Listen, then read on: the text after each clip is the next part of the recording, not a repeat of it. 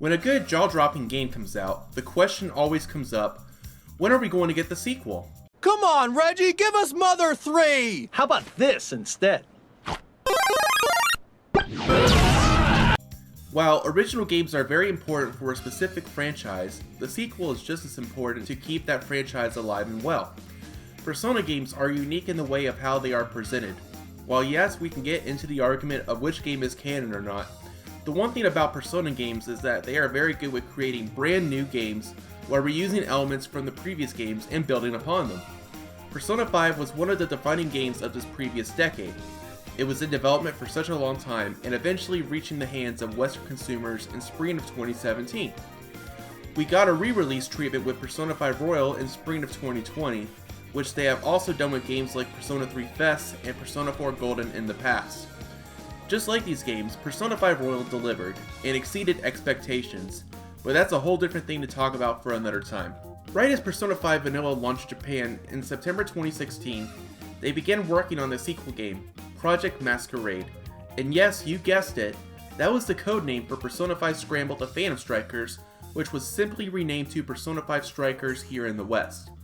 The game was given the title P5S before it was unveiled at the Persona Super Live P-Sound Street in April 2019.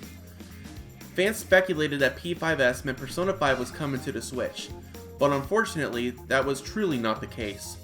I remember watching both days of the Persona Super Live P-Sound Street concert online at 7 AM in the morning, my time, and eagerly waiting for Atlus to announce what the names P5R and P5S meant while also enjoying the amazing live performances.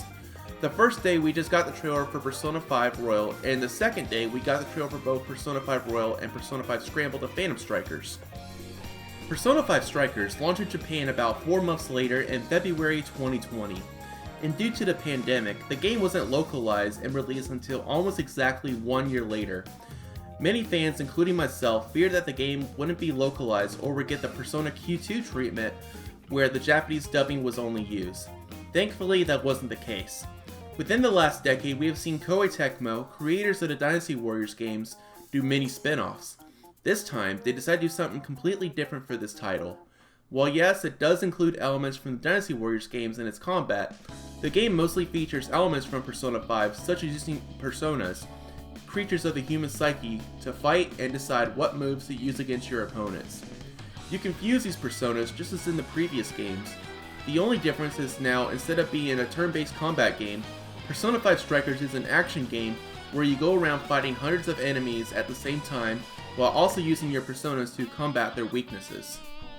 Just like the turn-based Persona 5, you can switch to different party members and physically play as them while also using the moves for their respective personas. The thing that makes this completely different from a Dynasty Warriors game is that, unlike the spin-offs, this game does not act like a Dynasty Warriors game.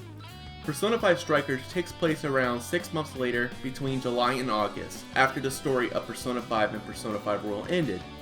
The main protagonist and his friends reunite and are met with a dilemma where they find themselves once again in the metaverse, the cognitive world. Learning about how there are now jails instead of the palaces they face, they go on a journey around Japan to learn about why the metaverse has returned and who the mastermind is behind creating all these jails. Throughout the game, you visit many different real places in Japan: Shibuya, Sendai, Sapporo, Okinawa, Kyoto, and Osaka. What I loved so much about this game was how real and alive these locations in the game felt. Just like in Persona 5, where Shibuya was designed to be a spitting image of real-life Shibuya, the developers took it a step further and made these locations as accurate as if you were to actually visit them. The bonding moments between the Phantom Thieves felt as great, if better than how they were presented in Persona 5. I really enjoyed meeting new characters such as Zenkichi and Sophia, who become playable characters in the story. Sophia you meet in the very beginning. She is an AI, artificial intelligence character, who has a physical form in the metaverse. You meet her in the very beginning, locked up beneath the jail of the first monarch. Sophia's character, while very mysterious, focuses on bless skills. She is a very fun character to play, especially later on in the game as you learn more about her character and new abilities are unlocked. Zenkichi is a mysterious police detective whom you meet in the very beginning. From his job, he meets with the Phantom Thieves and works with them to help solve the case on why these jails exist and to take down the culprit behind all of them. Unfortunately, you don't get to play as him in the metaverse until later in the game. Zenkichi had to be the most enjoyable character to play in the entire game for me. He is focused heavily on physical combat with using almighty moves as his element. I enjoyed seeing his Phantom Thief design, and his Persona Awakening was arguably the coolest in the game. You will have to see it for yourself if you decide to pick up the game. In previous works of Koei Tecmo and their Dynasty Warriors spin-offs, the player would play as a variety of characters while fighting large hordes of enemies and taking over bases on the map. Persona 5 Strikers does things completely different. Similar to how you encounter Palace Dungeons from Persona 5, in Persona 5 Strikers you visit what they call jails, places in the metaverse, the cognitive world, where a certain area is ruled by a monarch, in other words, basically the palace ruler. Your goal is to explore each part of the jail while gaining clues to why the monarch rules over the jail. Just like every Persona game, the music is a masterpiece, like head-banging good. Not only did we get remixes of beloved songs from Persona 5 such as Last Surprise or Rivers in the Desert, but we got entirely new songs such as What You Wish For and my personal favorite, Daredevil. God, that song is amazing. Just listen to the guitar at the very beginning.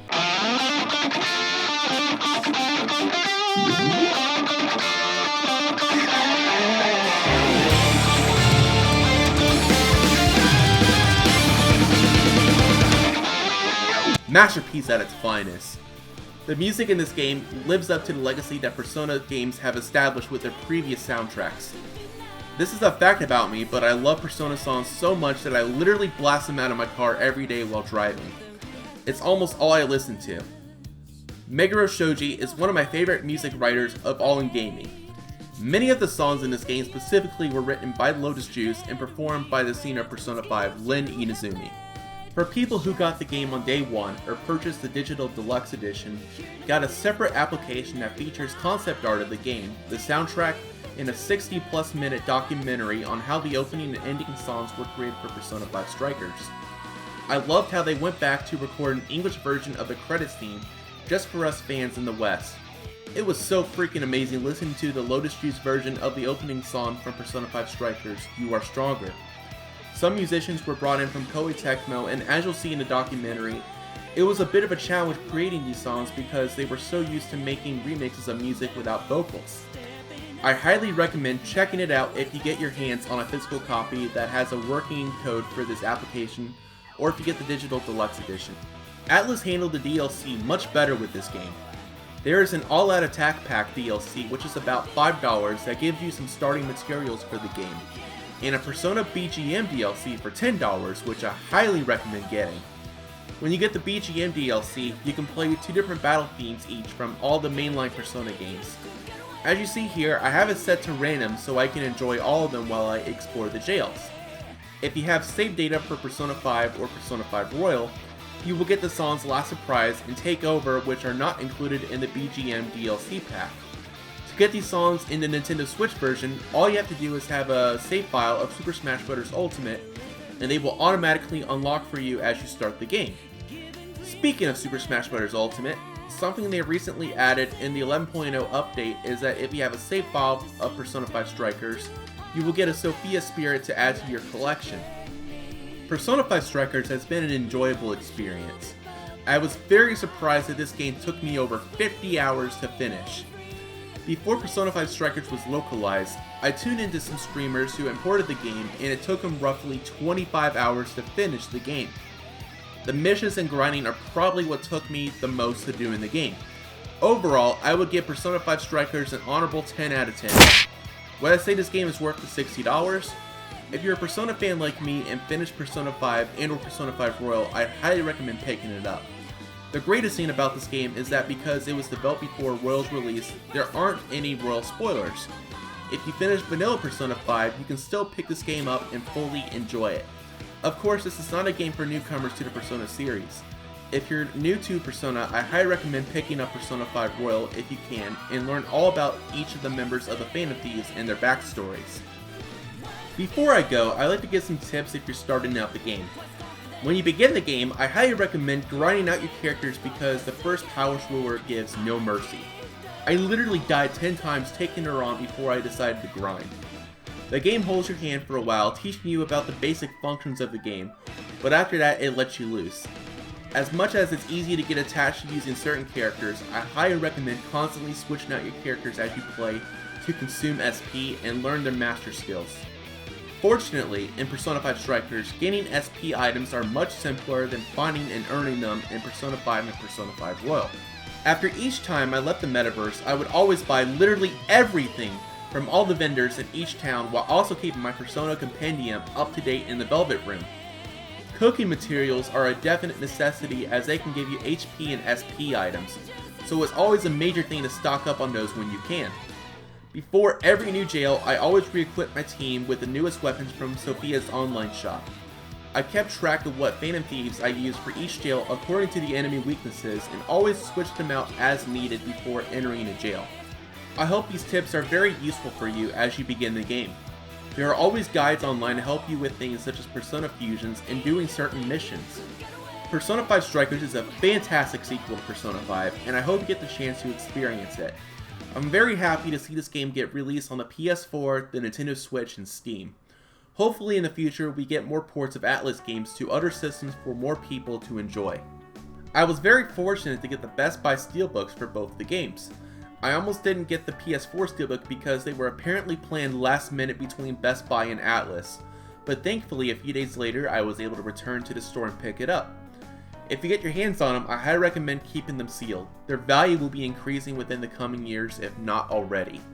It has been a pleasure doing this review for Persona 5 Strikers.